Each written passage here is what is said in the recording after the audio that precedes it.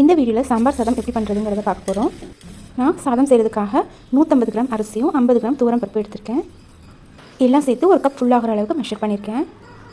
பருப்பையும் அரிசியையும் ஒரு பாத்திரத்தில் சேர்த்து அரை மணி நேரம் ஊற வைக்கலாம். அரிசி நல்லா ஊறணும், அப்போ தான் சாம்பார் சாதம் நல்லா குழைவாக வரும்.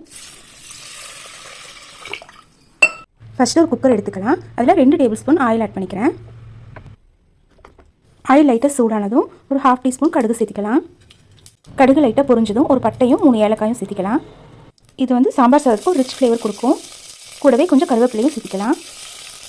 அடுத்தா கொஞ்சமாக பெருங்காயத்தூளும் சேர்த்திக்கலாம். நெக்ஸ்ட்டு ஒரு 10 சின்ன வெங்காயத்தை பாதியாக கட் பண்ணி சேர்த்துருக்கேன். சாம்பார் சாதம்னாலே சின்ன வெங்காயம் தான் சேர்க்கணும், அப்போ நல்லா டேஸ்ட்டாக இருக்கும். நீங்கள் விருப்பப்பட்டால் ஒரு பெரிய வெங்காயம் கூட சேர்த்துக்கலாம். சின்ன வெங்காயம் நல்லா பொன்னிறமாக வணங்கினதும் ஒரு பெரிய தக்காளி பொடியாக கட் பண்ணி வச்சுருக்கேன், அதையும் சேர்த்துக்கலாம். தக்காளி நல்லா கொலைய வணங்கினதுக்கப்புறமா நம்ம கட் பண்ணி வச்சுருக்க காய்கறிகளை சேர்த்திக்கலாம். நான் என்னென்ன காய்கறி சேர்த்திருக்கேன்னா, ஒரு முருங்கைக்காய், 2 கேரட், 4 பீன்ஸு, 2 கத்திரிக்காய், 2 உருளைக்கிழங்கு. நான் இந்த காய்கறிகளை தான் சேர்த்திருக்கேன். நீங்கள் உங்களுக்கு விருப்பமான காய்கறிகளை தேவையான அளவு சேர்த்திக்கோங்க. அடுத்ததாக நான் சாம்பார் தூள் 3 டேபிள் ஸ்பூன் சேர்த்திருக்கேன். அப்புறமா தேவையான அளவு உப்பும் சேர்த்துக்கோங்க. இப்போ எல்லாத்தையும் சேர்த்து நல்லா கலந்து விட்டு வணக்கலாம். எண்ணெயில் 2 நிமிஷம் வணக்கினதுக்கப்புறமா தேவையான அளவு தண்ணி ஊற்றிக்கலாம்.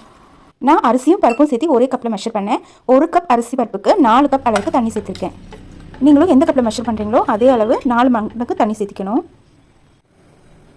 நல்ல ஒரு கொதி வந்ததுக்கப்புறமா அரிசி சேர்த்துக்கலாம்.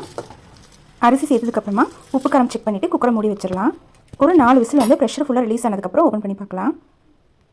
மல்லித்தலையை கொஞ்சம் தூவி விட்டு கிளறி விடலாம். மேலே லைட்டாக தண்ணி மாதிரி நின்னாலும் கிளறி விடும்போது சரியாயிரும். அடுத்ததான் நீங்கள் விருப்பப்பட்டால் கொஞ்சமாக நெய்யில் முந்திரி தாளித்து சேர்த்திக்கலாம். முந்திரி சேர்க்குறது ஆப்ஷனல் தான், நீங்கள் விருப்பப்பட்டால் சேர்த்திக்கோங்க. இப்போ எல்லாத்தையும் சேர்த்து நல்லா கிளறி விடலாம். அவ்வளவுதான், நம்மளுக்கு சாம்பார் சாதம் ரெடி ஆயாச்சு.